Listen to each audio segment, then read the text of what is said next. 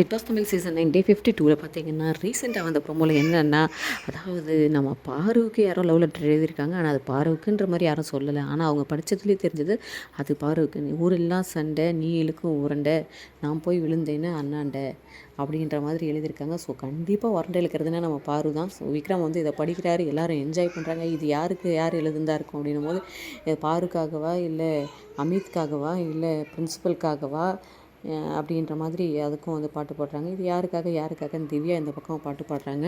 ஆனால் கண்டிப்பாக இது யாருக்காகவும் இல்லை, பாருக்காக மட்டும்தான். ஆனால் யார் எழுதுனா அப்படின்றது தான். ஒருவேளை தர்மலிங்கம் வாதியார் எழுதியிருக்காரா என்னன்னு தெரியல, இல்லை ஸ்டூடெண்ட்ஸாக யாராவது எழுதியிருக்காங்களா அப்படின்றத நம்ம வெயிட் பண்ணி தான் வந்து பார்த்தாகணும். அப்போ இந்த மாதிரியாவது வைபோடு இன்னும் ஒரு 2 நாள் கொண்டு போகிறாங்களா இல்லையா அப்படின்ட்டு.